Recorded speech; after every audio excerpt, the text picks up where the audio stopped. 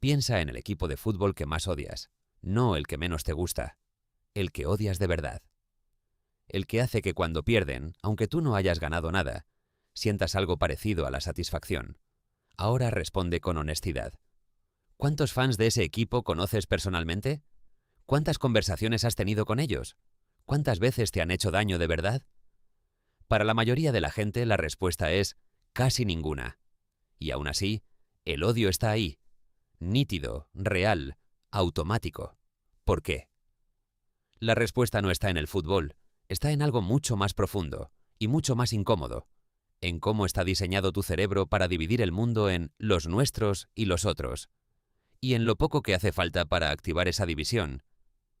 En 1971, un psicólogo social británico llamado Henry Tajfel llevó a cabo uno de los experimentos más reveladores de la historia de la psicología. Tajfel había sobrevivido al Holocausto. Había visto de cerca lo que los humanos son capaces de hacerse unos a otros cuando se dividen en grupos, y quería entender desde cuándo empieza ese mecanismo.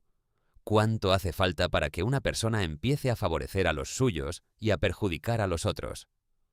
Así que diseñó lo que hoy se conoce como el paradigma del grupo mínimo, y lo hizo con una pregunta muy específica.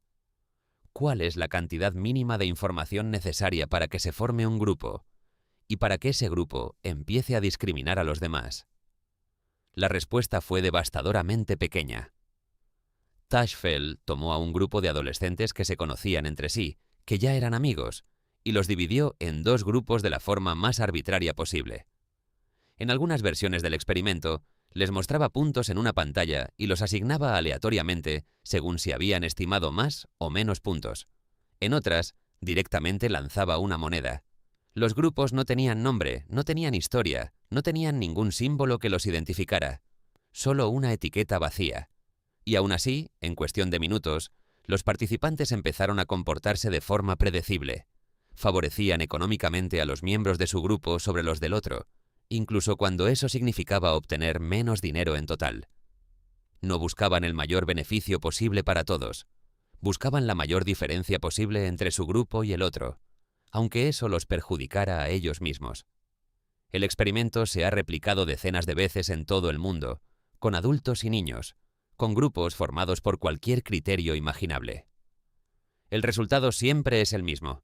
Basta con decirle a alguien que pertenece a un grupo para que empiece a ver a los demás grupos como una amenaza. ¿Por qué el cerebro hace esto? La explicación tiene raíces evolutivas. Durante la inmensa mayoría de la historia humana, los seres humanos vivimos en grupos pequeños.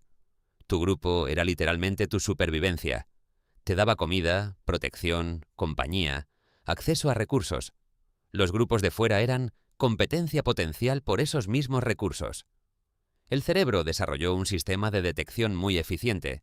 Identifica rápido quién es de los nuestros y quién no, y activa una respuesta emocional diferente para cada caso.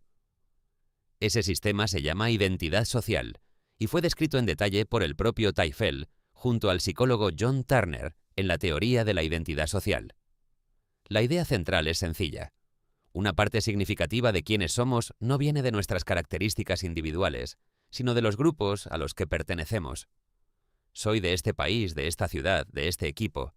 Esa pertenencia no es solo una etiqueta, es parte de la imagen que tienes de ti mismo. Y ahí está el problema. Porque si tu grupo es parte de tu identidad, entonces cuando tu grupo gana, tú ganas. Cuando tu grupo pierde, tú pierdes. Y cuando el grupo rival gana, no solo han ganado ellos. De alguna forma, tú has perdido algo también. Los psicólogos tienen un término para lo que sientes cuando tu equipo rival pierde, Schadenfreude. Es una palabra alemana que describe la satisfacción que sientes ante el fracaso ajeno. Y no es algo que hayas elegido sentir. Es automático, es rápido, y aparece antes de que tengas tiempo de razonarlo. Hay estudios de neuroimagen que lo confirman. Cuando los fans de un equipo de fútbol ven perder a su rival, se activan las mismas áreas del cerebro que se activan cuando reciben una recompensa directa. No es metáfora. El cerebro registra la derrota del rival como si fuera una ganancia propia. Y al revés también funciona. Cuando el equipo propio pierde, investigadores de la Universidad de Princeton encontraron que muchos fans experimentan una caída real en los niveles de testosterona y un aumento en los niveles de cortisol, la hormona del estrés. Un partido de fútbol puede alterar tu química hormonal durante horas, pero hay algo más que hace el cerebro y que explica por qué el odio al rival puede volverse tan intenso y tan personal, aunque nunca hayas conocido a ninguno de sus fans. Se llama externalización de atributos negativos.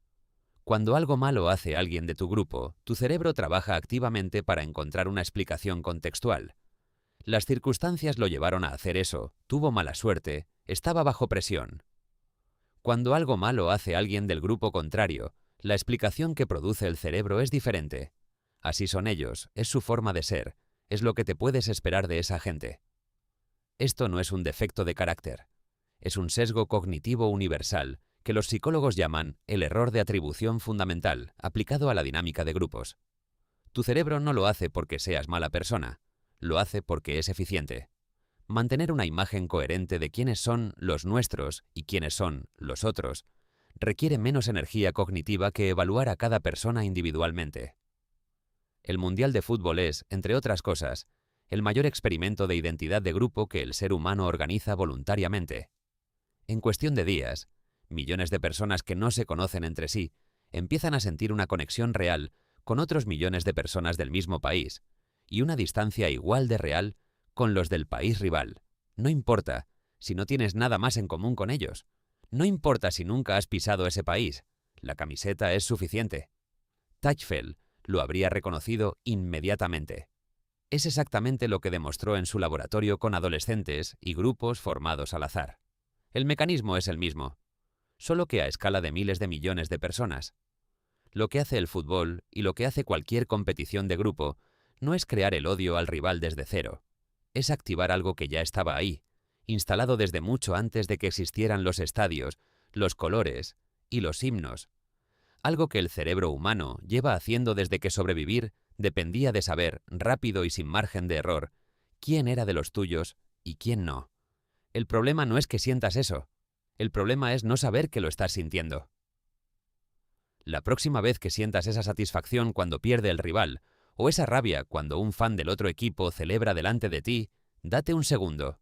No para no sentirlo, que eso no funciona, sino para reconocer de dónde viene. Porque entender el mecanismo no lo apaga, pero sí te da algo que la mayoría de la gente no tiene mientras lo vive, la posibilidad de elegir qué hacer con él. Cuéntanos en los comentarios, ¿cuál es tu rivalidad futbolística más intensa y recuerdas el momento exacto en que se convirtió en algo personal?